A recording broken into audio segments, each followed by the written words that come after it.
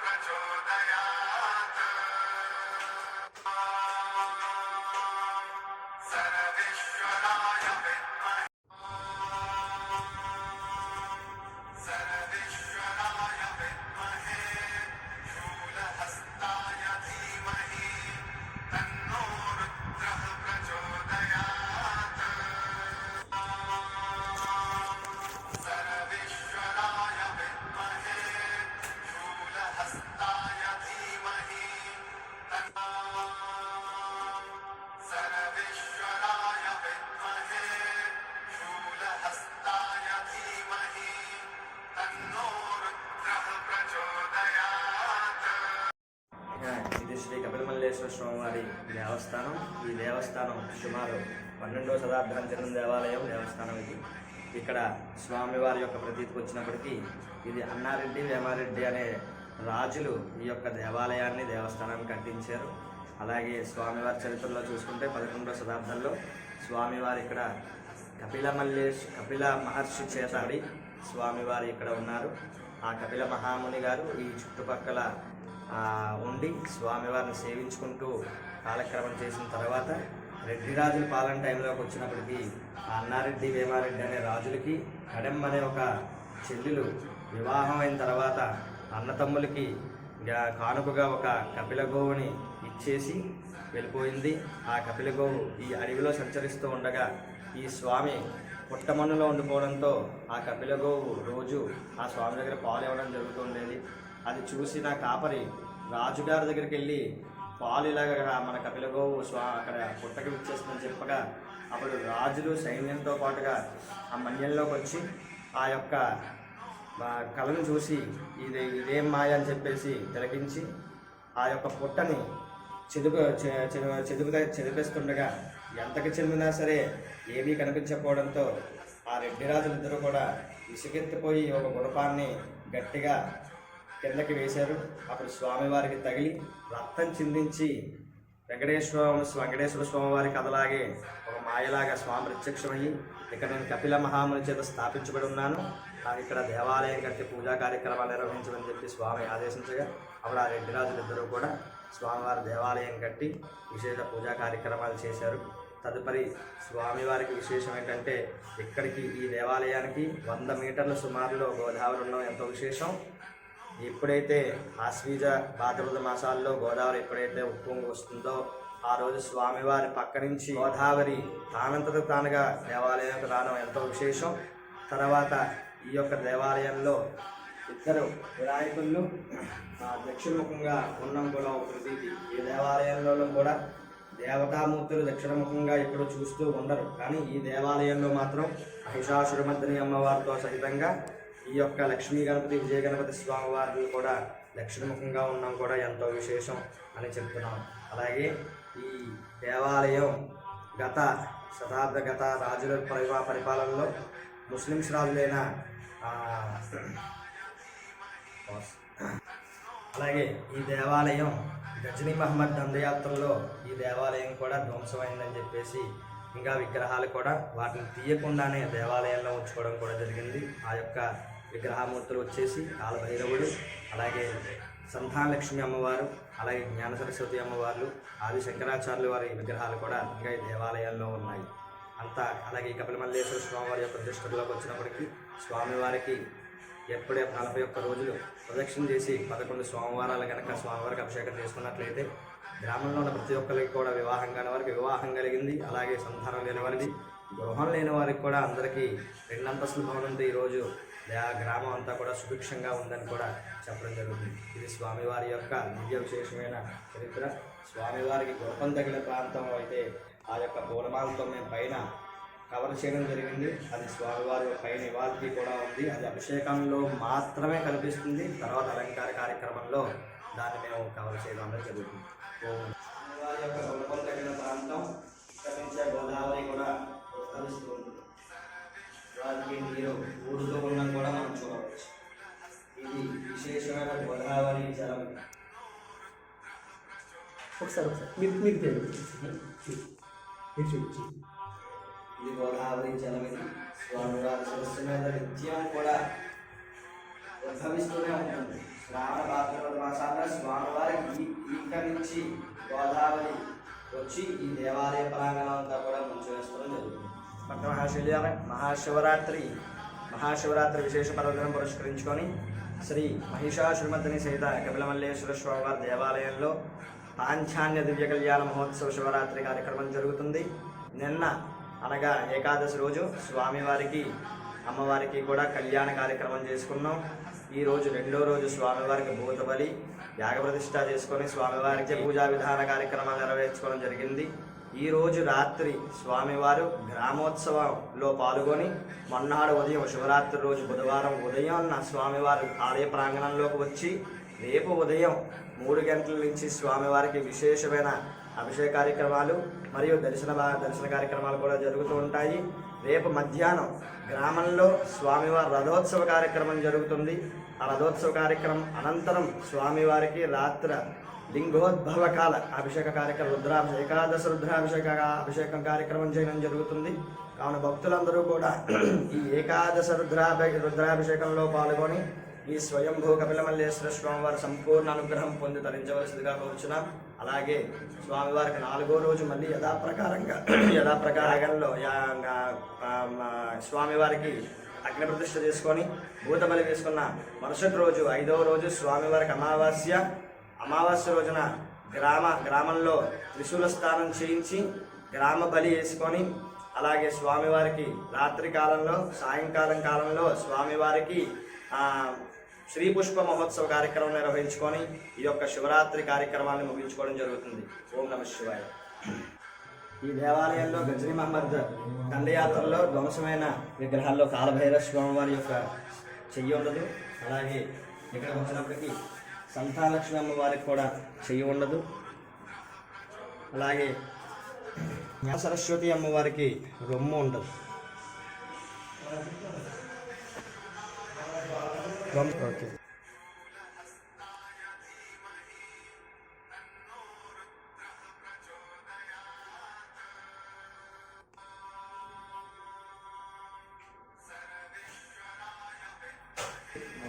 గ్రామంలో వేయించేసి ఉన్న శ్రీ మహిషాసురమర్దిని సన్నిధి కపిలమల్లేశ్వర స్వామి గారి దేవస్థానంలో మహాశివరాత్రి పర్వదిన సందర్భంగా ఉదయం నుంచి విశేషమైన అభిషేకములు, తర్వాత దర్శనాలు, ఆ తరువాత రథం గ్రామం అంతా స్వామివారి ఊరేగింపు, సాయంత్రం మహాపర్వదినాన లింగోద్భవ కాలంలో మహారుద్రాభిషేకం జరుగుతుంది. కావున మన మల్లేశ్వరం గ్రామం చుట్టుపక్కల ఉన్న ప్రతి గ్రామంలోని భక్తులు ఈ మల్లేశ్వరం గ్రామంలో జరుగుతున్న ఈ మహాశివరాత్రి వేడుకలకు పాల్గొని సాయంత్రం జరిగే మహారుద్రాభిషేకం, లింగోద్భవ కాలంలో జరిగే రుద్రాభిషేకానికి పాల్గొని స్వామివారి కృపకి పాత్రలు అవ్వగలరని కోరుకుంటూ నమస్కారం.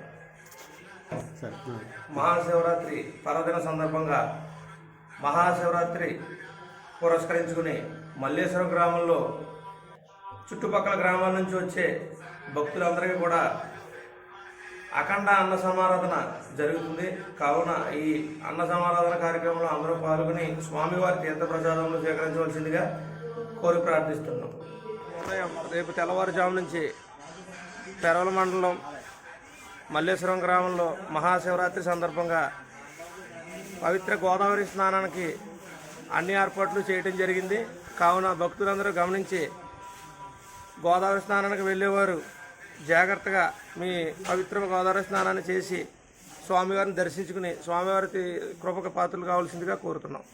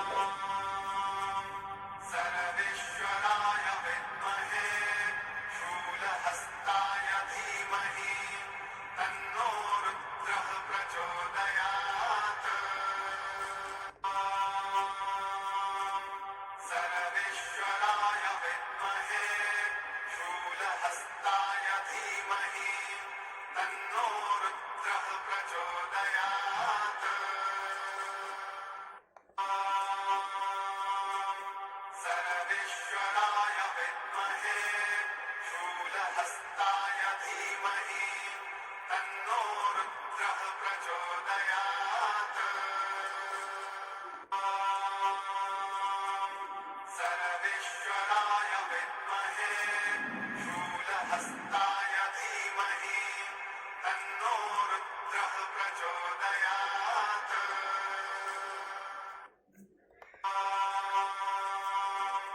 सर्वेश्वराय विद्महे शूलहस्ताय धीमहि तन्नो रुद्रः प्रचोदयात्। सर्वेश्वराय विद्महे शूलहस्ताय धीमहि तन्नो रुद्रः प्रचोदयात्। सर्वेश्वराय विद्महे शूलहस्ताय धीमहि तन्नो रुद्रः प्रचोदयात्।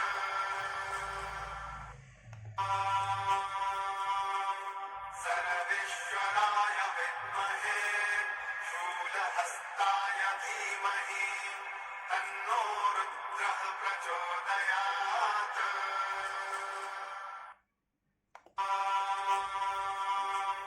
सर्वेश्वराय विद्महे शूलहस्ताय धीमहि तन्नो रुद्रः प्रचोदयात्।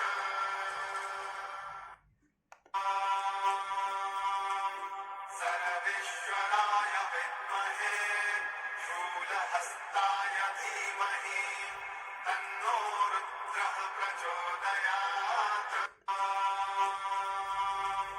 सर्वेश्वराय विद्महे शूलहस्ताय धीमहि।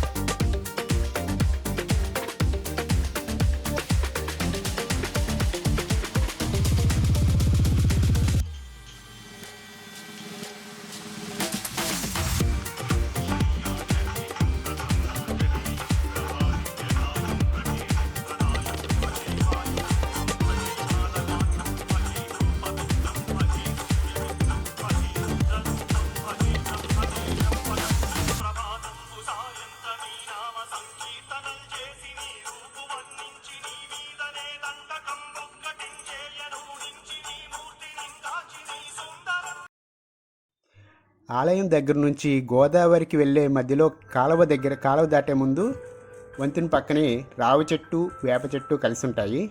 ఈ వేప చెట్టు రావి చెట్టు కింద నాగశిల కూడా ఉంటుంది. ఈ వేప చెట్టు రావి చెట్టు ఆకులు ఎప్పుడైతే కలుస్తాయో చెట్టు పెరిగి అప్పుడు ఆ రెండింటికి వివాహం చేస్తారు. చేసి తర్వాత కళ్యాణం కాని వారికి కళ్యాణం చేస్తారు. తర్వాత ఈ రావి చెట్టు వేప చెట్టు కింద ఉండే నాగశిలకు పాలిపోయడం వల్ల కొన్ని నాగదోషాలు పోతాయని ప్రతీతి.